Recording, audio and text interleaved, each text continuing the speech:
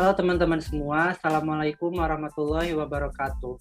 Selamat pagi, siang, sore, malam, dimanapun kalian berada saat ini. Senang banget nih, karena hari ini kita bisa ngobrol untuk pertama kalinya di episode 1 Milio Talk bersama Peka Lingkungan.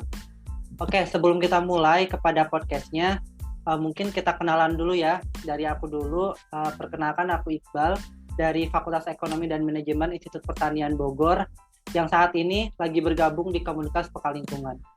Oke, saat ini untuk ngobrol dan diskusi, aku nggak sendirian nih, ada partnerku juga, mungkin bisa kenalan dulu ya, Put.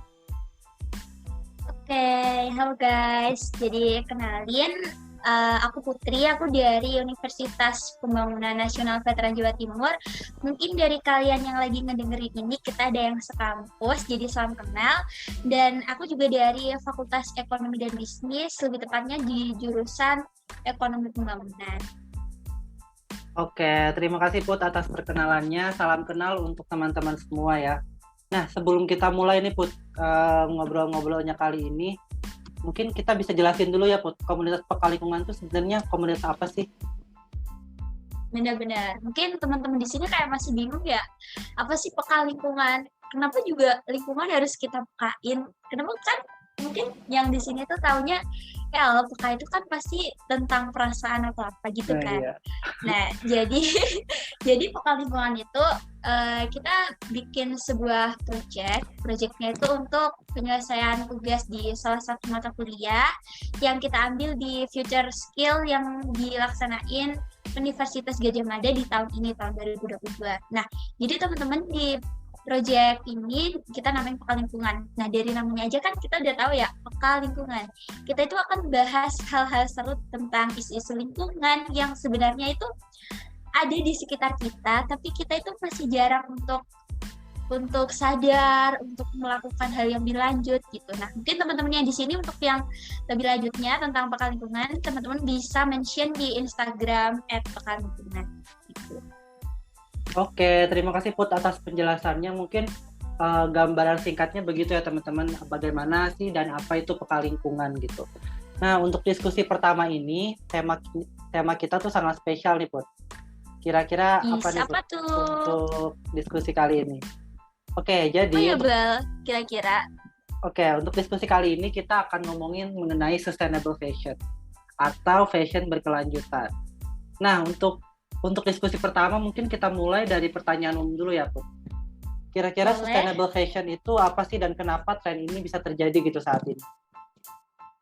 Oke, kita bahas satu-satu dulu kali ya, kayak sustainable fashion masih mungkin apa sih kok ada kaitannya tentang fashion, emang ada hubungannya sama lingkungan? Kan kalau secara kilas aja fashion sama lingkungan kan kayak nggak ada make sense-nya gitu.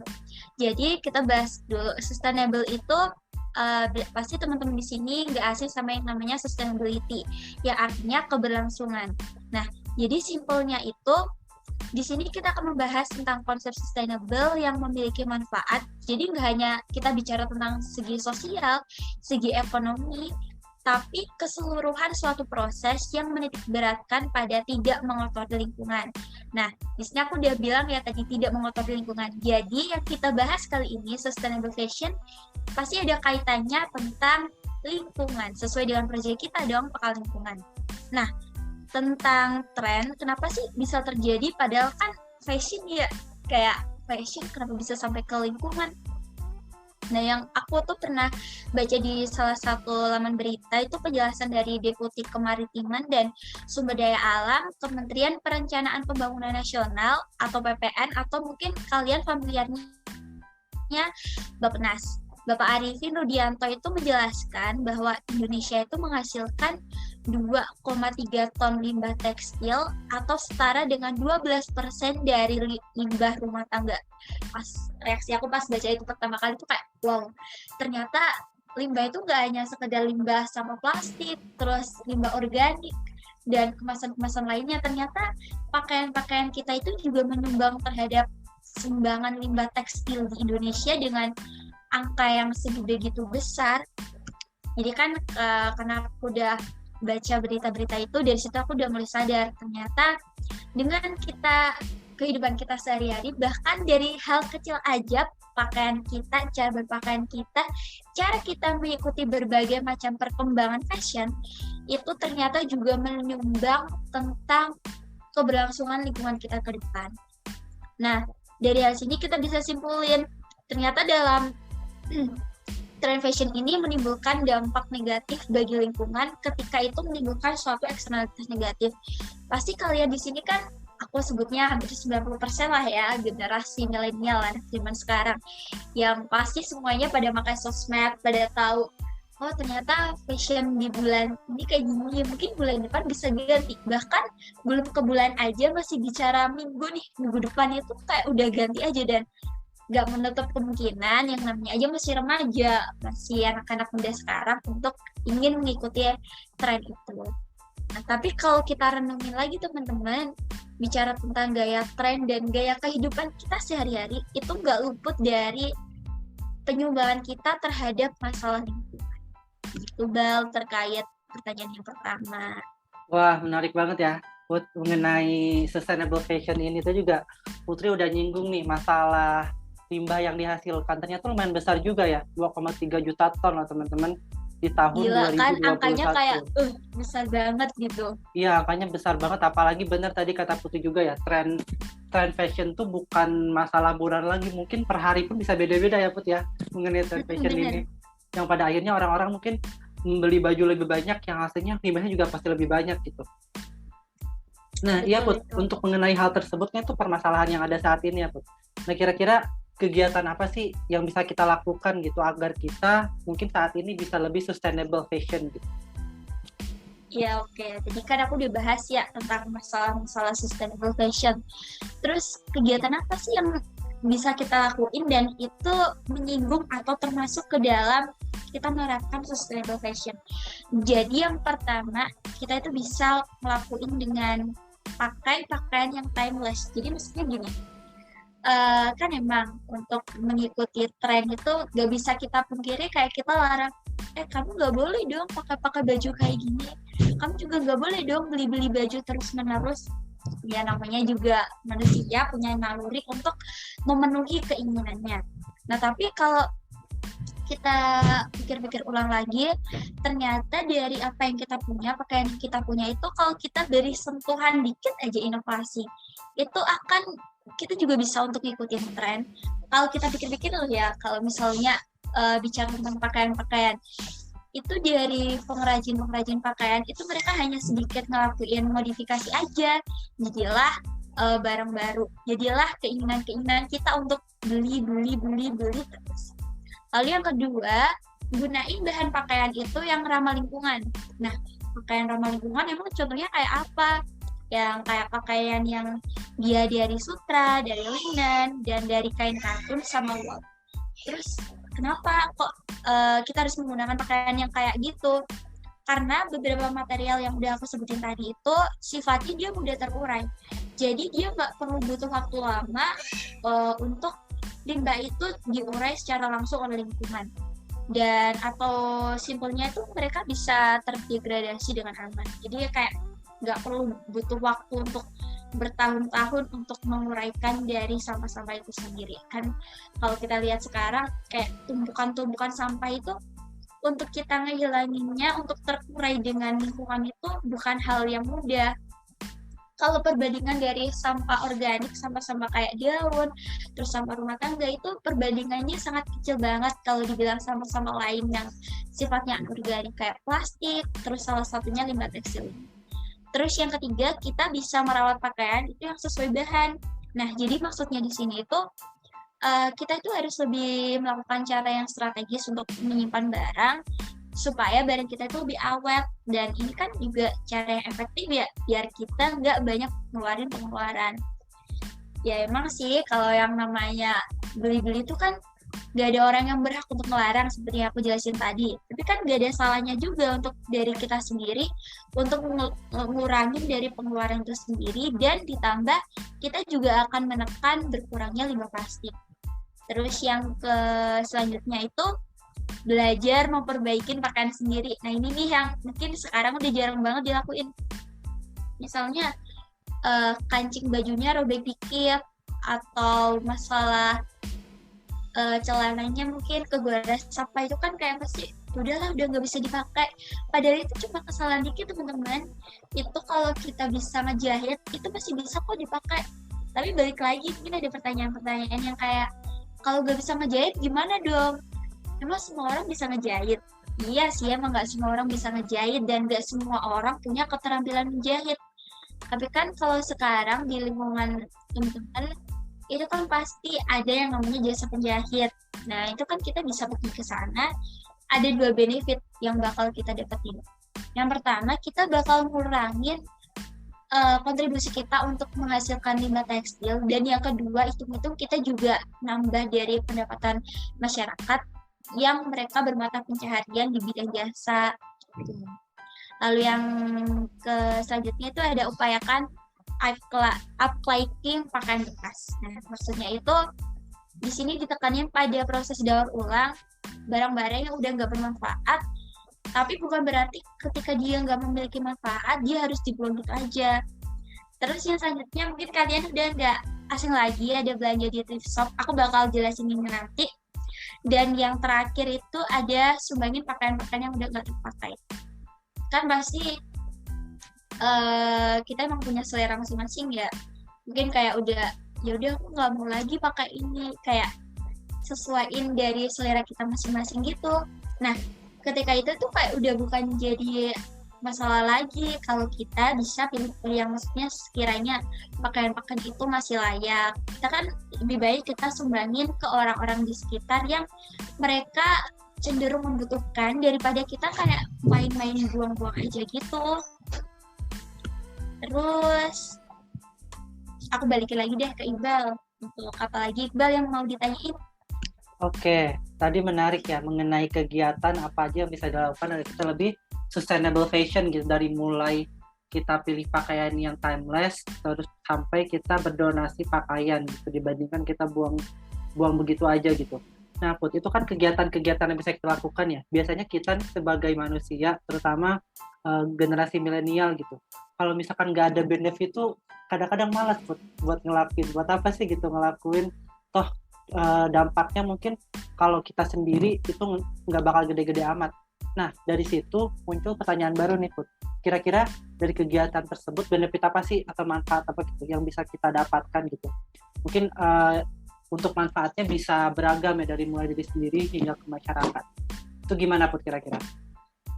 Oke, bener kok. Emang kayak sebelum kita ngelakuin sesuatu, kita itu kan pasti mikir ya, yang aku lakuin itu emang ada feedback apa sih buat aku, kayak kan gak mungkin aku mau ngelakuin hal A tapi aku gak bakal dapat apa-apa, kayak ya usaha aku sia-sia gak sih? Pasti kan ada pikiran-pikiran kayak gitu.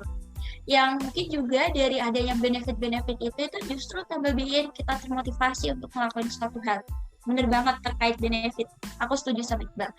Jadi manfaat kita menerapkan kegiatan sustainable fashion, kan tadi aku udah jelasin ya berbagai macam kegiatannya. Jadi apa sih manfaatnya? Yang mungkin nggak hanya diri kita sendiri yang dapat, selain itu mungkin orang-orang di sekitar atau bahkan dari skala luar yang eksternal itu juga bisa merasakan. Yang pertama pasti hal yang utamanya itu kita secara langsung bakal kontribusi dalam rangka menghambat kerusakan lingkungan akibat dari limbah. Karena tadi awal aku udah singgung tentang banyaknya limbah di Indonesia tahun 2021. Yang pasti kalau kita bicara sampah itu kan pasti selalu bertambah ya, sesuai dengan pertambahan penduduk, pertambahan aktivitas, dan lain-lain sebagainya. Nah, dengan kita menerapkan kegiatan sustainable fashion, dari diri kita sendiri itu kita udah berkontribusi secara aktif terkait menjaga keberlangsungan lingkungan. Yang namanya kita manusia, kita tinggal di alam. Masa kita nggak mau untuk menjaga alam kita sendiri, tempat tinggal yang kita tinggali. Lalu yang kedua, tentang teknologi nih.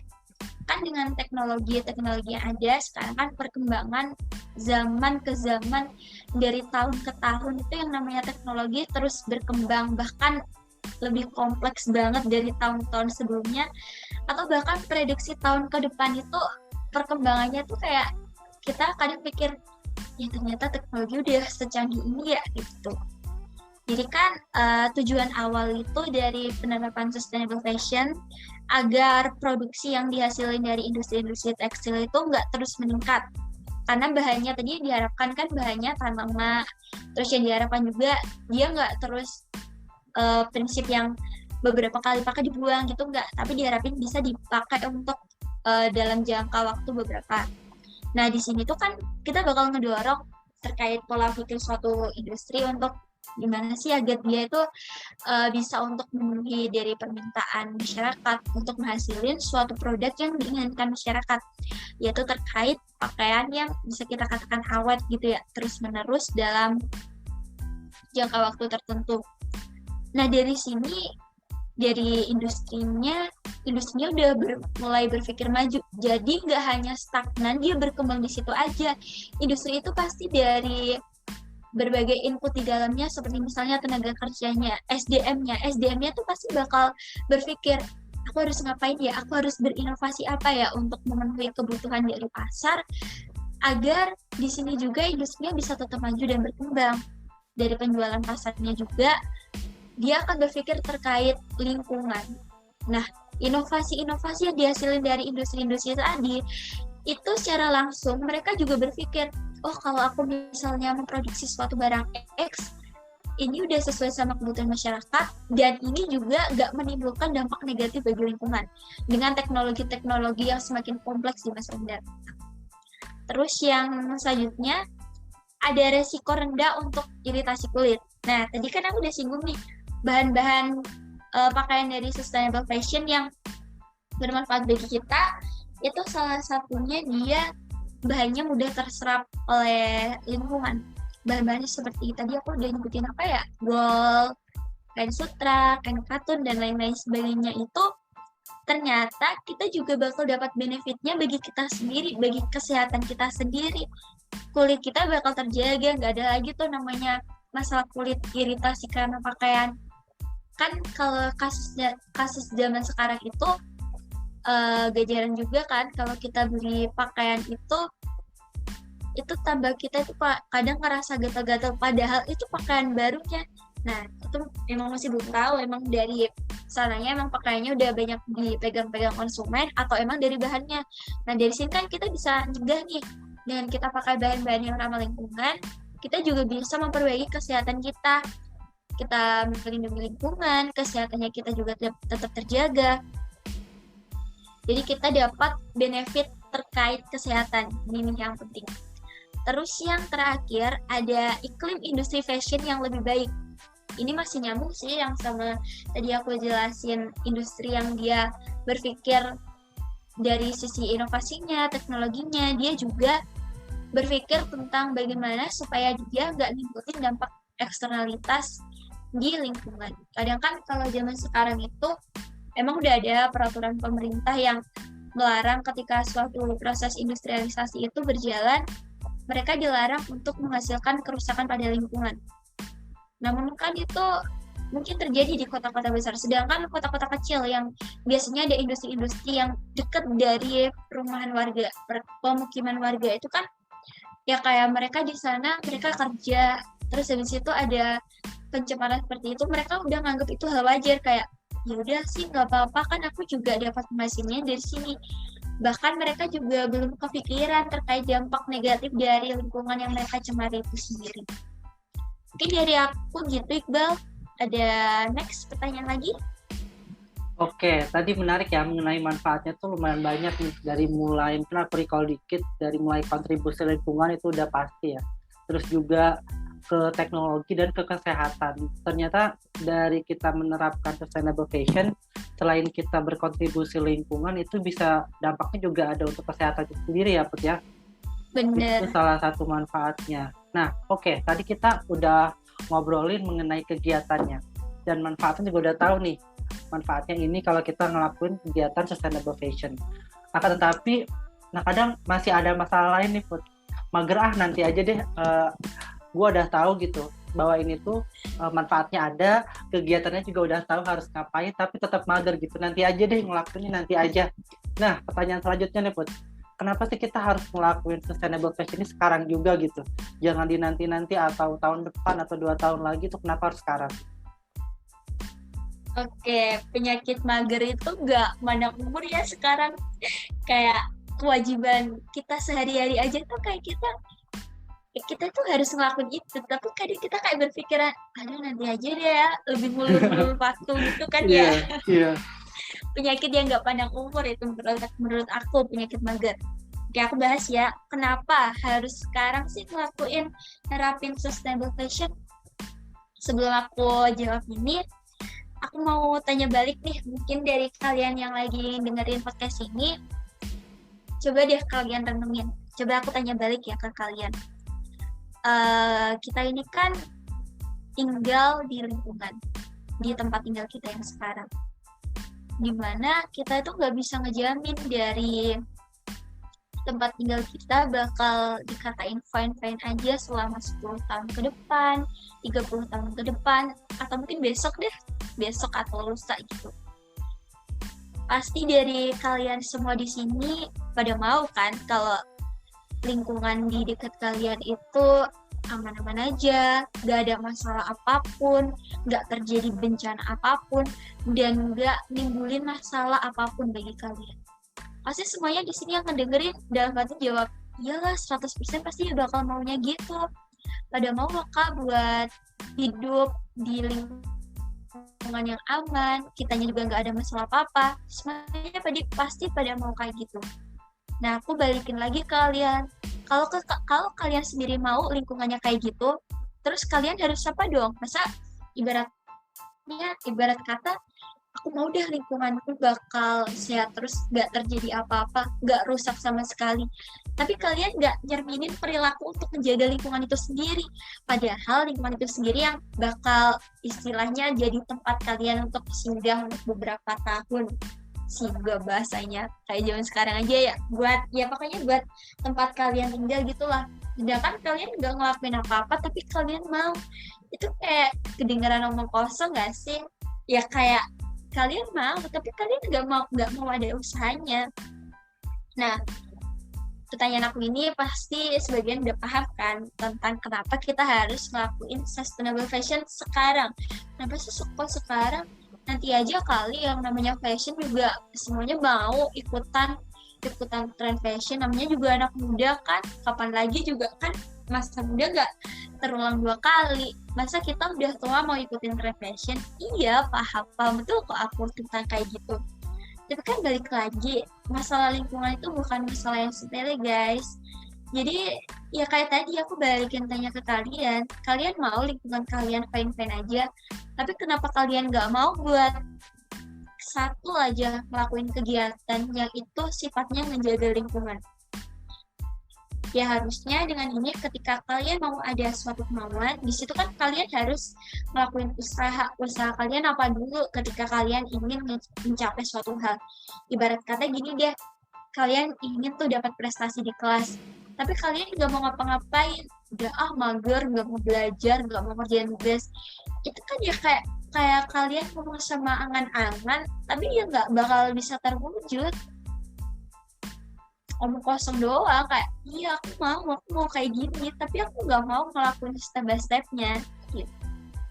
Jadi intinya itu aku jelasin lagi terkait masalah keberlangsungan lingkungan itu bukan masalah sepele yang kita bisa ibaratin dengan mungkin masalah-masalah lainnya, mungkin masalah dari segi ekonomi, dari segi sosial yang mungkin dia bisa dipulihin kapan aja.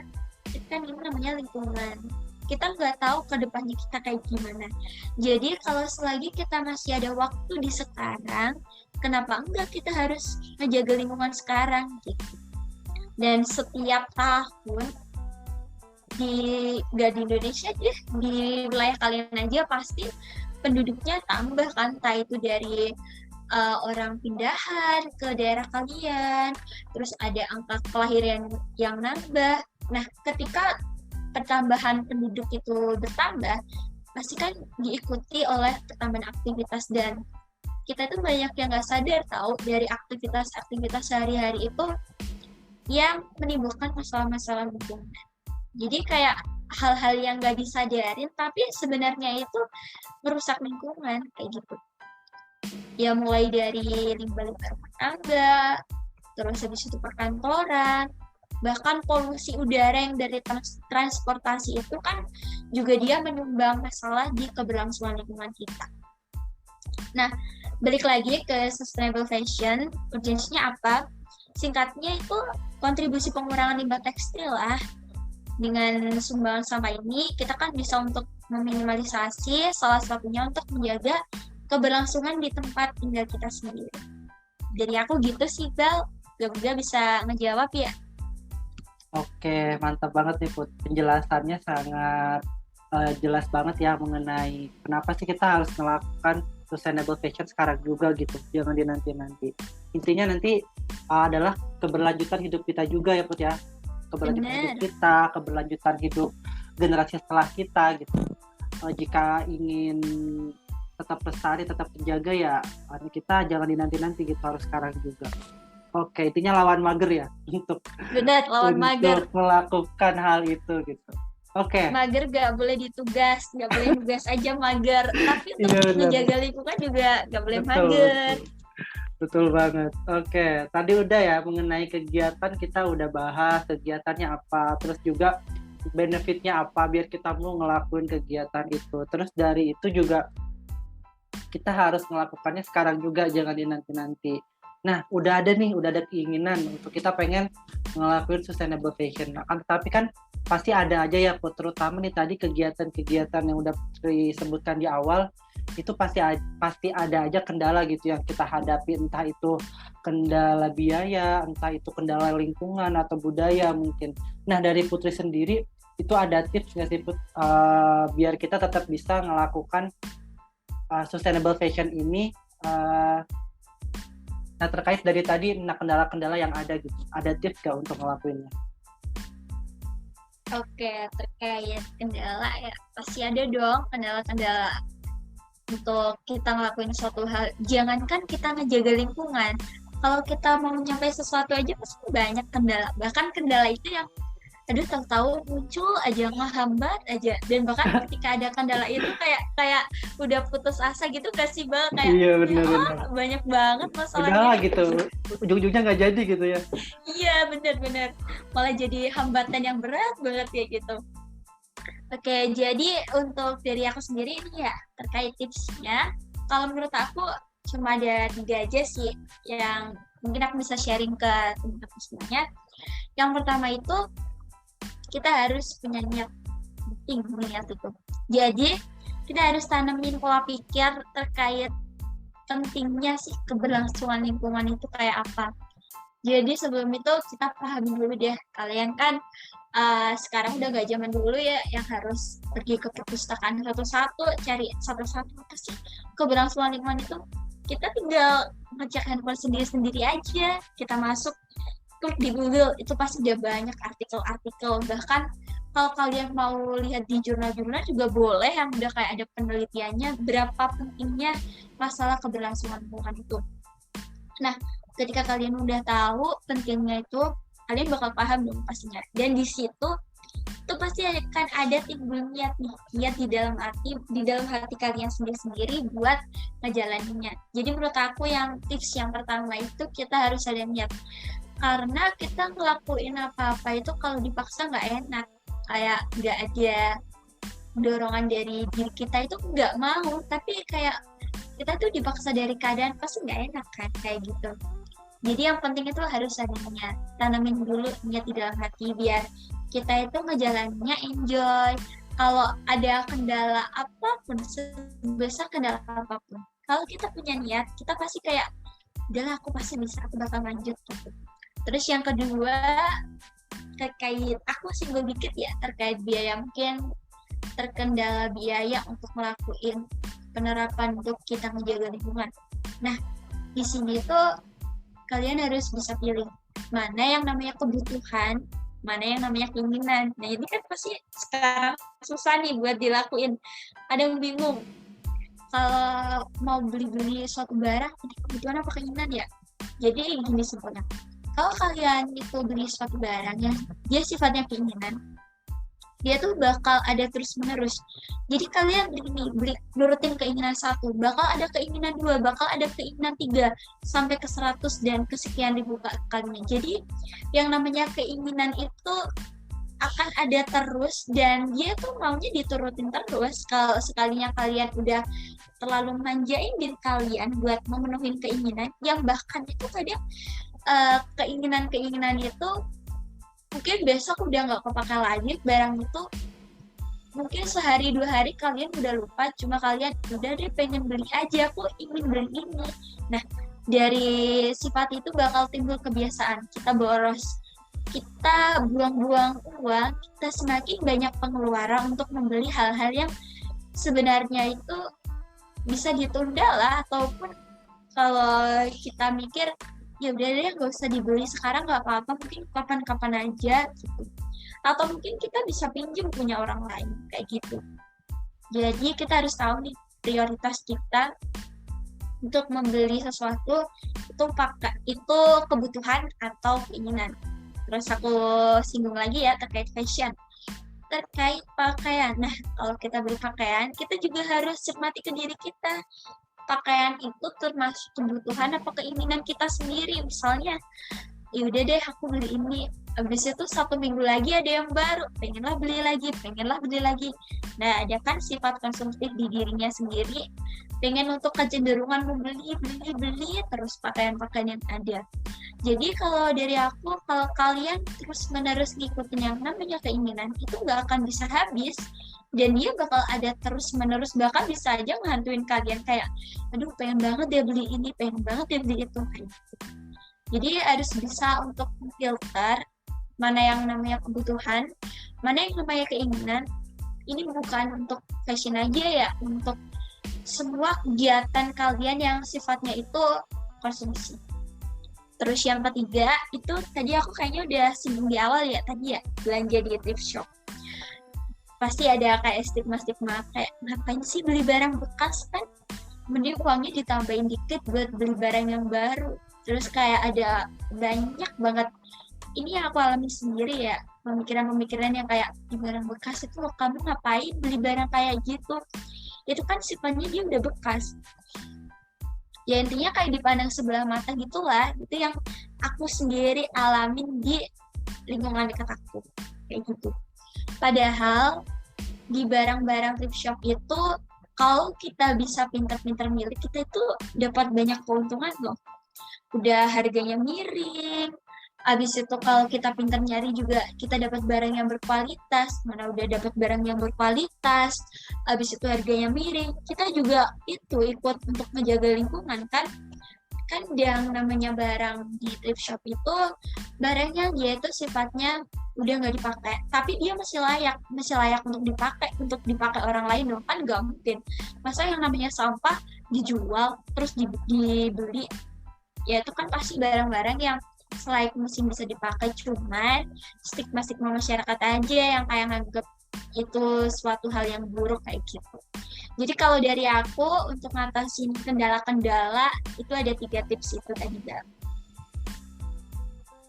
Oke, makasih Put untuk tadi penjelasan tipsnya ya, mengenai agar kita bisa melakukan sustainable fashion gitu. Nah, untuk obrolan kita tadi udah sangat panjang lebar ya, dari mengenai apa itu sustainable fashion, terus juga kegiatannya apa aja, dilanjutkan sama benefitnya apa sih agar kita melakukan itu gitu. Terus juga ada kendala, jangan khawatir karena tadi Putri juga udah ngasih tahu gitu mengenai tips-tipsnya agar kita bisa melakukan hal itu. Nah, yang terakhir sebagai penutup mungkin dari Putri bisa closing statement ya Put, mengenai obrolan kita pada episode kali ini. Boleh, udah sampai ujung aja ya, nggak kerasa kita udah bahas panjang lebar. Mungkin dari aku terkait, kita kan tadi udah bahas namanya sustainable fashion. Aku mau ingetin lagi, khususnya untuk generasi milenial, kalian kurangin deh, bukan ngelarang, bukan aku kayak langsung akan kalian jangan konsumtif, enggak, bukan jangan, tapi diusahain buat kurangin sifat-sifat konsumtif itu. Dan kalian latihan untuk lebih milih apa itu kebutuhan, apa itu keinginan. Ya, jadi dari aku itu sih ya terkait pembahasan kita di Sustainable Fashion ini. Dan aku pengen dari penjelasan Iqbal tadi, selama kita ngobrol panjang lebar itu bisa sedikit memberi pencerahan buat teman-teman yang lagi dimanapun kalian berada, tapi kalian masih setia untuk mendengarin sampai sekarang ini. Dan untuk ngelakuin usaha apapun yang sifatnya kalian udah tergerak untuk menjaga lingkungan, semoga segala usahanya dilancarkan dan gak ada kendala-kendala lain, apalagi mager. Tuh aku ingetin ya, kalian gak boleh mager. Pokoknya terkait lingkungan, kalian gak boleh mager. Udah itu anggap aja udah kewajiban kalian. Kayak gitu. Jadi dari aku gitu aja sih, Bal.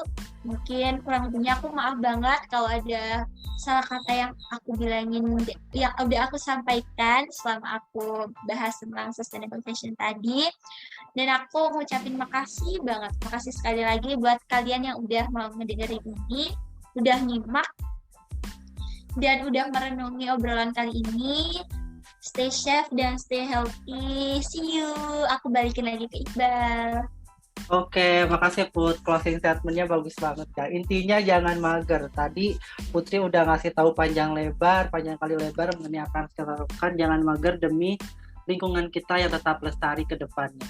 Oke teman-teman, jadi itu untuk podcast episode Milio Talk untuk yang pertama tentang sustainable fashion. Harapannya dari obrolan kita yang tadi, teman-teman bisa mengaplikasikan, bisa mengimplementasikan dari apa yang kita diskusikan pada episode 1 ini. Dan jika ada kritik, saran maupun apapun, teman-teman bisa sampaikan di Instagram kita, komunitas kita yaitu Peka Lingkungan. Dan kami sangat welcome banget mengenai saran-saran yang teman-teman kasih. Oke, mungkin untuk obrolannya dicukupkan sampai di sini. Aku Iqbal dan juga Putri pamit. Sampai berjumpa di episode selanjutnya. Dadah, wassalamualaikum warahmatullahi wabarakatuh.